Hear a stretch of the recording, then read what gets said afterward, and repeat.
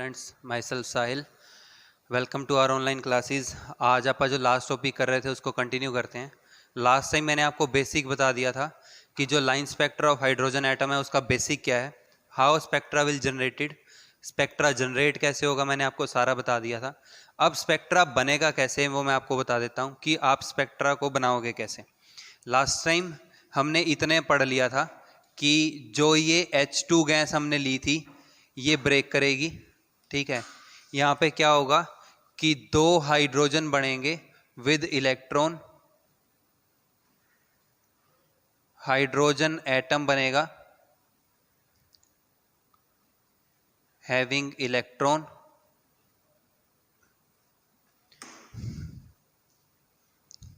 And फिर मैंने आपको आगे ये बता दिया था कि इलेक्ट्रॉन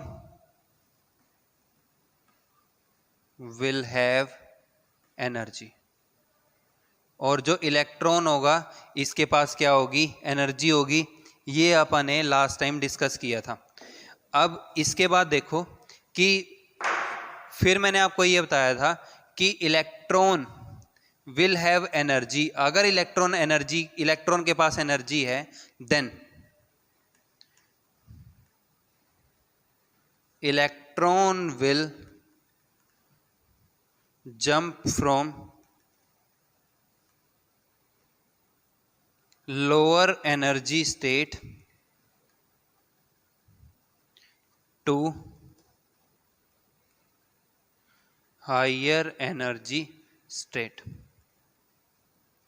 इस केस के अंदर क्या होगा कि इलेक्ट्रॉन जो है वो जंप करेगा कहां पे, लो एनर्जी स्टेट से हाई एनर्जी स्टेट पे।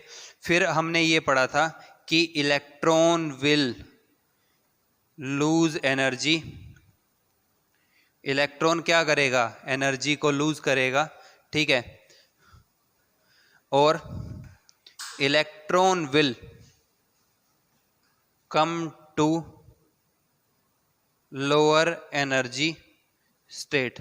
इलेक्ट्रॉन कहां पे आ जाएगा, लोअर एनर्जी स्टेट पे आ जाएगा। और ये जो एनर्जी लॉस हो रही है,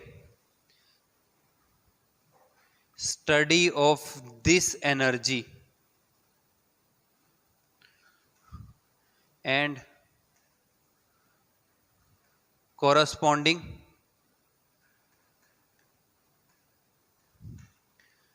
frequency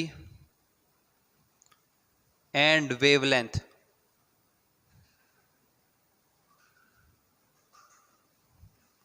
according to energy। और ये जो एनर्जी लॉस हो रही है, इस एनर्जी और इस एनर्जी के कोरस्पॉन्डिंगली जो फ्रीक्वेंसी और वेवलेंथ होगी उसकी जो स्टडी होगी उसको आप क्या कहेंगे, line spectra of hydrogen atom. अब देखो आप स्पेक्ट्रा बनाते हैं, स्पेक्ट्रा बनेगा क्या।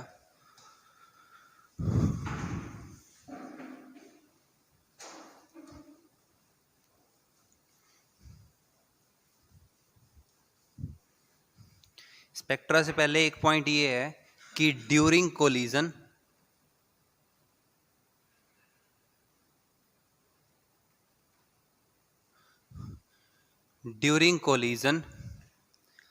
Hydrogen atoms will lose energy, ठीक है।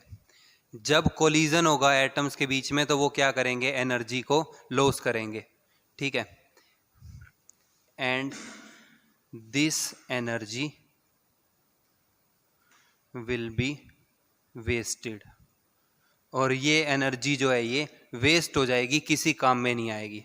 मान लो कि ये दो चीज़ें हैं, कोलाइड कर रही हैं, कोलिजन के बाद क्या होगा, फ्रिक्शन होगा, एंड ड्यूरिंग फ्रिक्शन वो क्या करेगा, एनर्जी को लॉस करेगा। अब एक बार दोबारा से सेटअप बना के आप देख लो, मैं आपको एक्सप्लेन कर देता हूँ।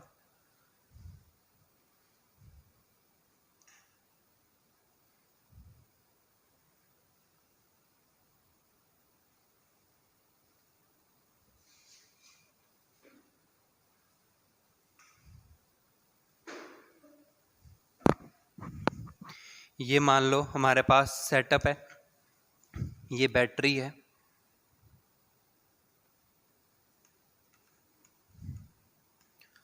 From here voltage will be applied. आप वोल्टेज की जगह करंट भी अप्लाई कर सकते हो, और वेरिएबल वोल्टेज है, हम वोल्टेज को चेंज कर करके अप्लाई कर रहे हैं। यहां पे बहुत सारे हाइड्रोजन के एटम होंगे। पहले तो यहां पे आप H2 लेंगे, H2 ब्रेक होके क्या बनाएंगे, हाइड्रोजन एटम। बहुत सारे हाइड्रोजन के एटम बनेंगे, ठीक है। अब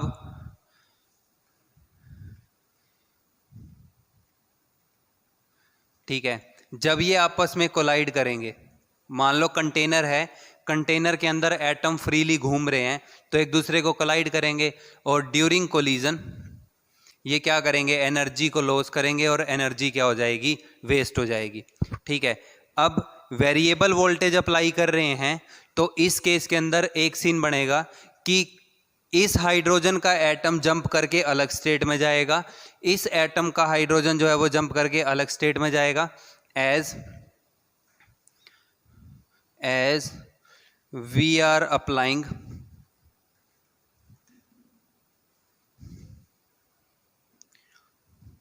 वेरिएबल वोल्टेज, सो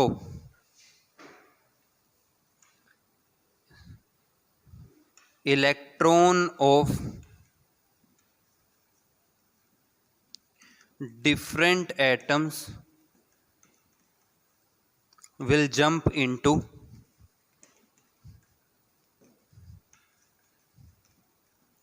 different excited states। और जो अलग अलग एटम्स हैं, अलग अलग एटम्स के अलग अलग इलेक्ट्रॉन हैं, वो डिफरेंट ऑर्बिट्स के अंदर जंप करके जाएंगे।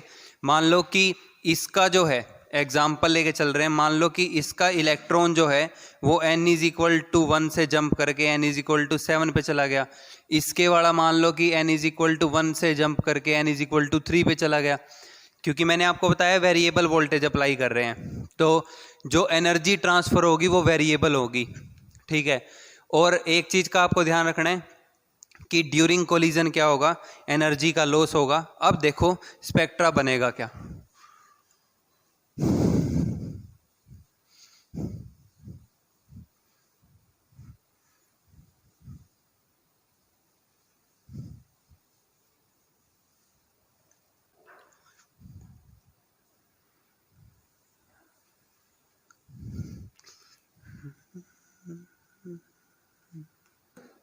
ये मान लो n=1 स्टेट है, ये n=2 स्टेट है, ये n=3, ये ऑर्बिट्स हैं, ऑर्बिट है, ये n=4 ऑर्बिट है, ये n=5 ऑर्बिट है, n=6 ऑर्बिट है, n=7 ऑर्बिट है। यहाँ पे ऐसे ही बहुत सारे होंगे। मान लो कि ये जो है, और यहाँ बहुत सारे हैं, और मान लो कि ये n=∞ ऑर्बिट है, ठीक है। अब अगर इलेक्ट्रॉन हाई स्टेट से n=1 पे वापिस आ रहा है, मैंने आपको पहले बताया था कि लाइन स्पेक्ट्रा का मतलब क्या है, एमिशन। एमिशन का मतलब क्या है कि हाई स्टेट से कहाँ पे वापिस आ रहा है, लो स्टेट से, लो स्टेट पे। अगर हाइड्रोजन के इलेक्ट्रॉन जो हैं वो हाई स्टेट से n=1 पे वापिस आ रहे हैं, तो ये जो सीरीज बनेगी इसको आप कहेंगे Lyman series. If electron from higher state are coming back to n=1, अगर हायर स्टेट से n=1 पे वापिस आ रहे हैं तो जो सीरीज ऑफ लाइन बनेगी इसको आप क्या कहेंगे, लाइमन सीरीज। अब इसके बाद मैंने अभी आपको ये बताया कि कंटेनर है, मान लो अपने पास, इन कंटेनर के अंदर कंटेनर जो है वो अपना डिस्चार्ज ट्यूब है। मान लो कि अपनी कोई डिस्चार्ज ट्यूब है,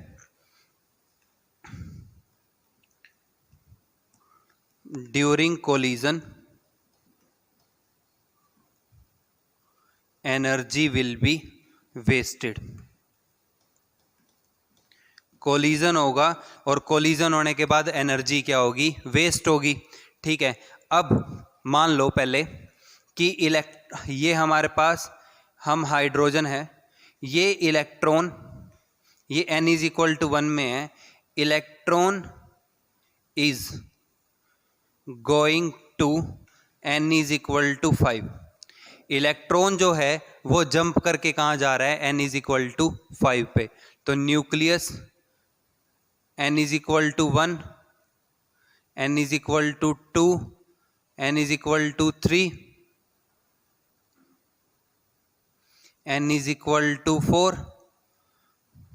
मान लो कि इलेक्ट्रॉन, यहां पे लिख लो, electron by absorbing energy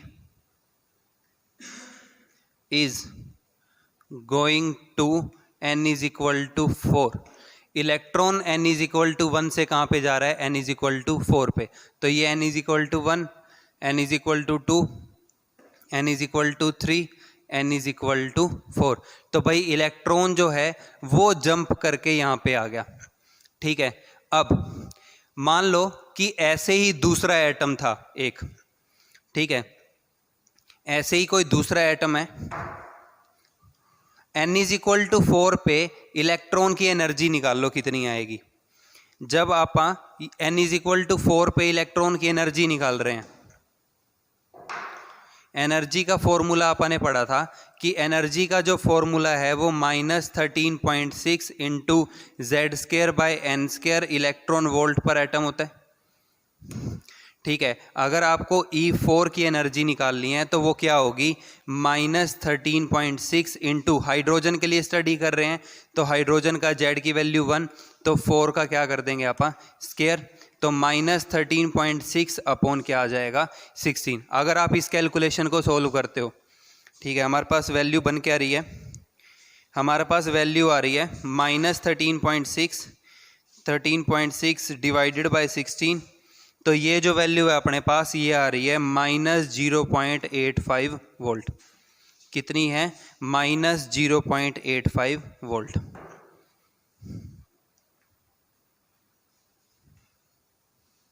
electron volt पर एटम।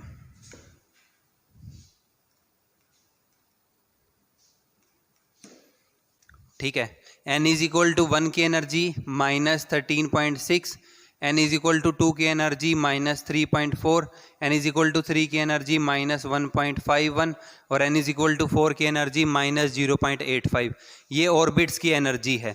ठीक है, अब मान लेते हैं आप कि भाई दूसरा ऐसा ही एटम इसके साथ कोलाइड करता है। ठीक है, अब एक बार ये स्पेक्ट्रा हम रब कर रहे हैं।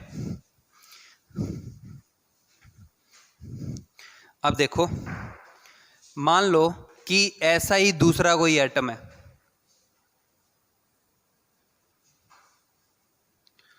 ये +1, ये n is equal to 1, n is equal to 2, n is equal to 3,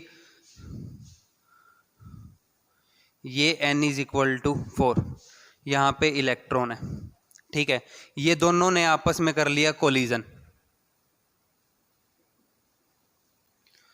ठीक है, और मैंने अभी आपको बताया था कि ड्यूरिंग कोलिजन एटम क्या करेंगे, एनर्जी को लॉस करेंगे। ठीक है, एनर्जी का फॉर्मूला आपको पता है, एनर्जी हम निकाल चुके हैं। तो भाई ड्यूरिंग कोलिजन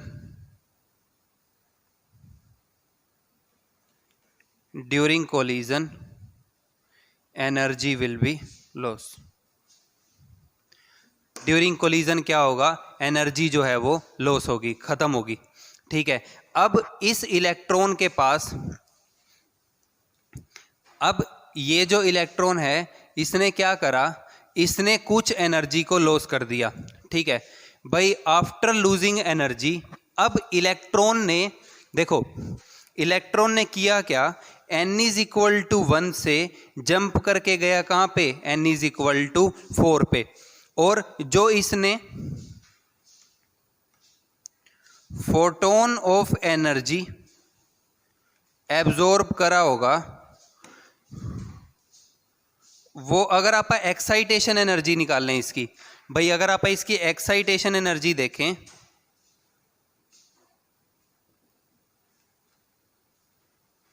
तो वो निकलेगी E4 माइनस E1 से, ठीक है। तो माइनस 0.85 माइनस 13.6, तो माइनस 0.85 माइनस माइनस प्लस 13.6। अब इस केस के अंदर देखो एनर्जी की वैल्यू कितनी आएगी, 13.6 माइनस 0.85,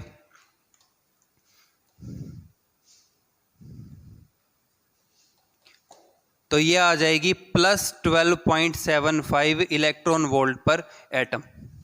भाई इतने फोटोन, इतनी एनर्जी का जो फोटोन है वो क्या करा था, एब्जॉर्ब करा था। E is equal to H nu होता है, ये आपको मैं पहले ही बता चुका हूं कि एनर्जी को कैसे फाइंड करते हैं आप, एच न्यू से।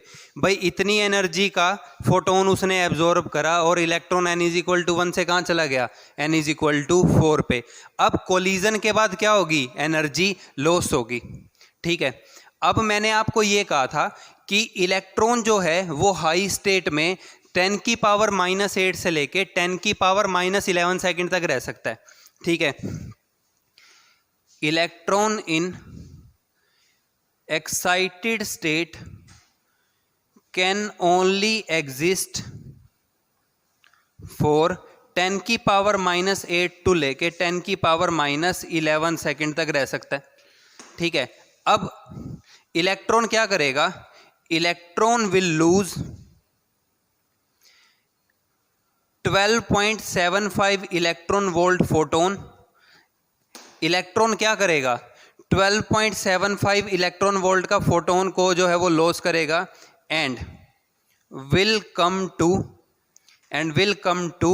n इज इक्वल टू 4 टू n इज इक्वल टू 1। अगर इलेक्ट्रॉन जो है वो 12.75 इलेक्ट्रॉन वोल्ट पर एटम का फोटोन लॉस कर रहा है तो वो क्या करेगा, n इज इक्वल टू 4 से कहां पे वापिस आ जाएगा, n इज इक्वल टू 1 पे। मैं आपको ये लाइमन सीरीज कैसे बन रही है ये एक्सप्लेन कर रहा हूं। ये आ गया, इसने क्या करा, 12.75 इलेक्ट्रॉन वोल्ट पर एटम का फोटोन जो है वो क्या कर दिया, एमिट कर दिया, ठीक है। अब मान लो कि उसने कोलिजन करा, ठीक है। कोलिजन करने के बाद उसकी एनर्जी, उसके पास जो एनर्जी थी उसके एब्जॉर्ब एनर्जी उसने कितनी करी थी, 12.75 इलेक्ट्रॉन वोल्ट पर एटम। ऐसा ही है कि भाई उसने एनर्जी एब्जॉर्ब करी है 12.75 इलेक्ट्रॉन वोल्ट पर एटम के फोटोन की और वो एक्साइट हो गया। अब उस अगर कोलिजन में एनर्जी लॉस हो रही है, ठीक है, if during collision energy is lost, अगर ड्यूरिंग कोलिजन एनर्जी लॉस हो रही है, electron will now not have 12.75 electron volt पर एटम एनर्जी लेफ्ट।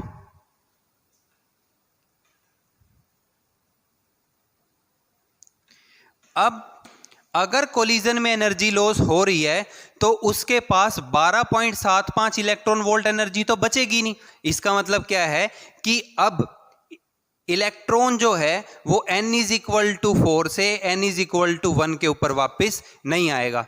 तो कुछ एटम तो होंगे भाई ऐसे कि जो n इज इक्वल टू 4 से किस पे वापस आ जाएंगे, n इज इक्वल टू 1 पे।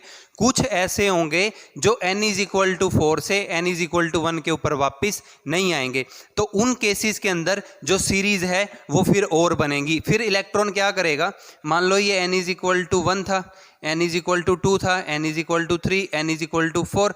अब इलेक्ट्रॉन क्या करेगा, n इज इक्वल टू 4 से n इज इक्वल टू 1 पे वापस नहीं आएगा, वो बीच में ही कहीं रुक रहा होगा।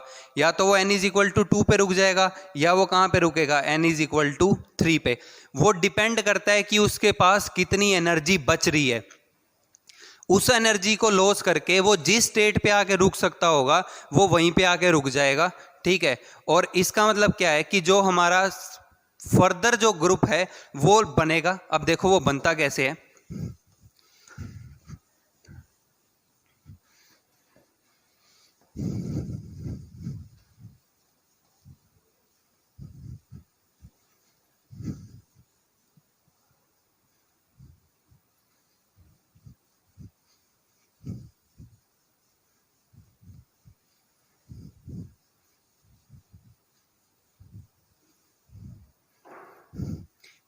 अब फटाफट एक बार सीक्वेंस बना लेते हैं।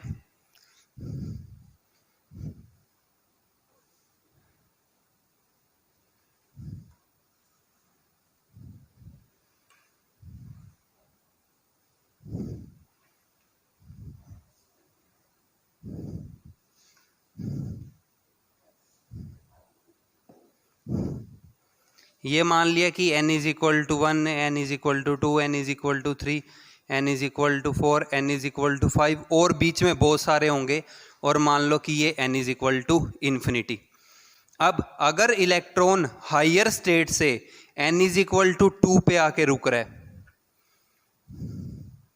अगर इलेक्ट्रॉन हाई स्टेट से n इज इक्वल टू 2 पे आके रुक रहा है तो ये जो सीरीज बनेगी इसको आप कहेंगे बाल्मर सीरीज।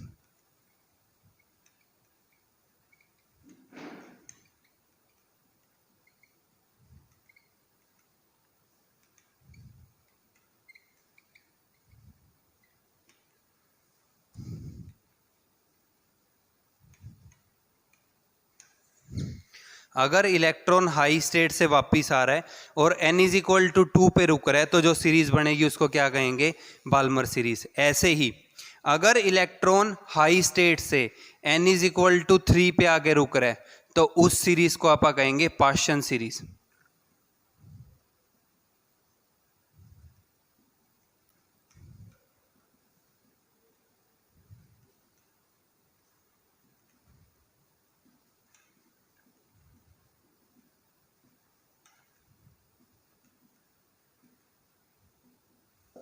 अगर इलेक्ट्रॉन हायर स्टेट से वापिस आ रहा है और n इज इक्वल टू 3 पे रुक रहा है तो जो सीरीज बनेगी उसको कहेंगे पाश्चन सीरीज। ऐसे ही अगर हाई स्टेट से n इज इक्वल टू 4 पे आगे रुक रहा है तो इसको आप कहेंगे ब्रैकेट सीरीज।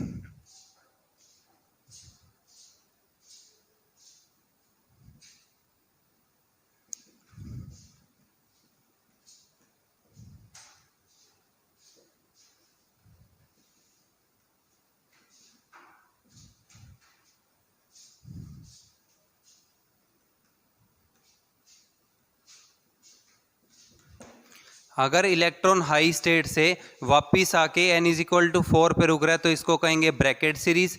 ऐसे ही अगर हाई स्टेट से n इज इक्वल टू 5 पे आके रुक रहा है तो इसको हम कहेंगे Pfund series. If electron from higher state is coming and stopping at n is equal to 5। अगर इलेक्ट्रॉन हाई स्टेट से वापिस आ रहा है और n इज इक्वल टू 5 पे रुक रहा है तो इसको हम कहेंगे प्यूफंड सीरीज। और एक और बनेगी, वो आपको एक्स्ट्रा में मिलेगी, यहाँ पे लिखा नहीं हुआ होगा बुक के अंदर। एक बनेगी भाई हम्फ्री सीरीज, ठीक है। अगर इलेक्ट्रॉन हाई स्टेट से n इज इक्वल टू 6 पे वापिस आ रहा है, मान लो कि ये n इज इक्वल टू 6 है, ये n इज इक्वल टू 7 है, ठीक है, आप ऐसे बना लो। अगर इलेक्ट्रॉन हाई स्टेट से n इज इक्वल टू 6 पे आगे रुक रहा है, ठीक है, तो ये जो सीक्वेंस ऑफ लाइन बनेगा इसको हम कहेंगे हम्फ्री सीरीज।